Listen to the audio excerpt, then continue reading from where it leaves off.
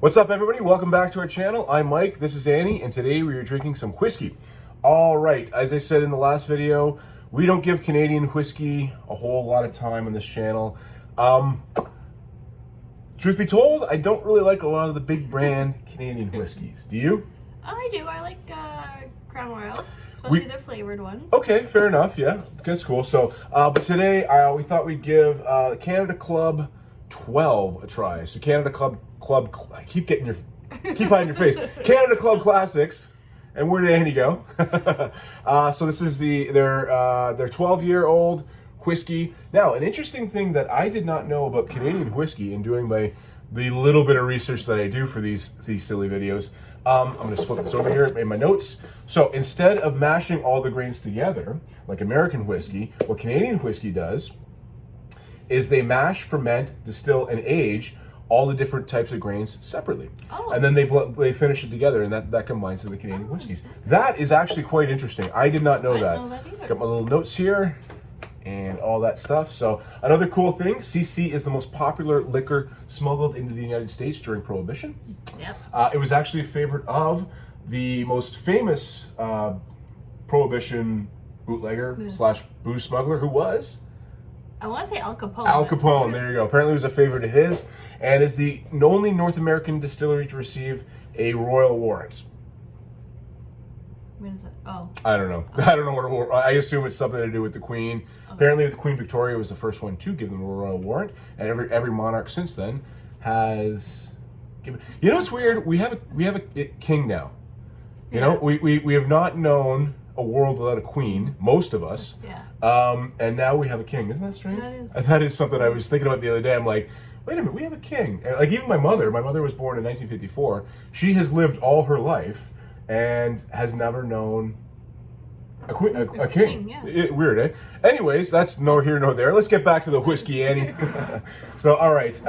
First we do this, of course, straight up. Then we do it on the rocks. Then we do it with some Coca-Cola. Oh, you do this. How much? Damn. What a... Okay, I will do this then. Loosen it earlier. Oh my goodness, this is on there. Maybe I should have waited to tell my fact before we got this bottle, or during we got this bottle pop. But okay. Glug glug glug glug glug. All right. Do you want to give the first? Nice color. Yeah. Nice dark. color. Okay. Very, it's darker. It looks a lot rich. I guess that's, obviously the 12-year. You're gonna get a lot more interaction with the wood. Stop giggling, Annie.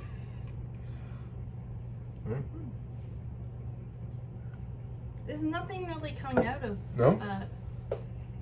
I definitely do smell the barrels, but I don't smell anything other than that. Yeah, I don't. I mean, there's no distinctive smells. Yeah, you're right. I'm just smelling booze. This is weird. Especially considering some of the incredible, noses we've got off some of the other whiskeys we've done recently. See, this is, I really want to like Canadian whiskey. Well, anyways, before we make any snap judgments. All right, well, let's do it. Assholes and elbows. You can see that it must be really sugary because of the legs on it. Oh, yes. Yep. Look at those legs. All right. As I was saying, assholes and elbows.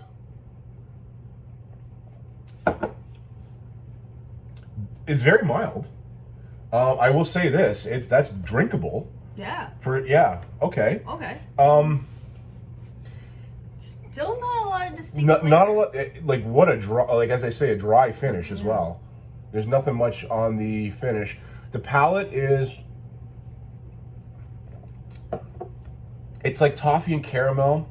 And some rye spice, but it's not overpowering at all. It's not a particularly flavorful whiskey, but like I said, it's at least it's drinkable to somebody who maybe doesn't want any kind of bite. Yeah. I guess if I was to put a positive on it, well. Let's try it on the rocks. I am going to predict that this is going to get buried big ice, time with ice because yeah. All right.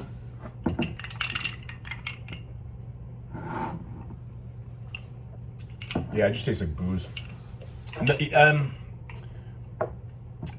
Yeah. All right. Well, let's try with some Coca-Cola here. I get the feeling there's it's not nothing- going to be. there's nothing in Yeah, that. like there's nothing to review on the rocks anyway. Okay, it's okay, I guess, to mix in some Coke. What it proof wise? What is this? I think it's got to be 80 proof, right? Yeah, it's 80 proof. For something that's aged 12 years, I mean, it's definitely like it has, I guess, what they say, like very soft, rounded edges. Yeah. If you want to put it that, like if I was to put a positive on it, that's what they say. But Annie, what do you think ultimately of Canadian Club Classic 12-year aged Canadian whiskey? There's not enough flavors in it. No, I think I agree with that. If you've Not even on the nose, there's anything. like it's saying on here, aromas delivers full aromas of vanilla, mellow wood and spice with hints of soft butterscotch. No, I didn't. Yeah, I think I taste the wood. the spice maybe. I didn't even taste much wood. Yeah. Yeah. Nah, this. You know what? This is. I think if someone wants a whiskey straight up that is not going to burn whatsoever, it is really easily like an easy drinkable whiskey. I think I'd recommend this for that. If you want to if you want to maybe get your palate adjusted to some whiskey, you're not starting with some crazy harsh bourbons or some really smoky scotches or that. I think this might be for you. If you want complexity to your whiskey, some challenge to your whiskey, hunts for some flavors, maybe experience. Wow, look like. The first sip was this, and now I'm getting this with the second, and wow, this is incredible.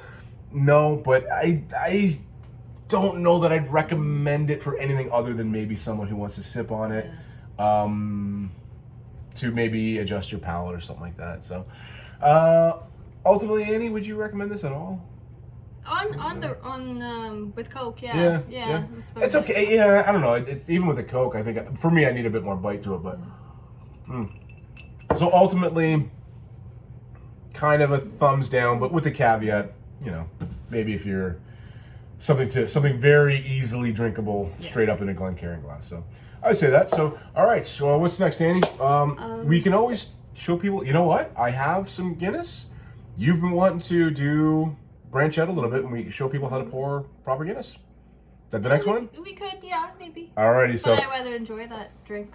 Well, you can pour it and then enjoy it. So, why don't we do that? We'll get some Guinness, and then maybe you can show people how to pour proper one. So, all right, thanks for watching, everybody. We'll be back real soon.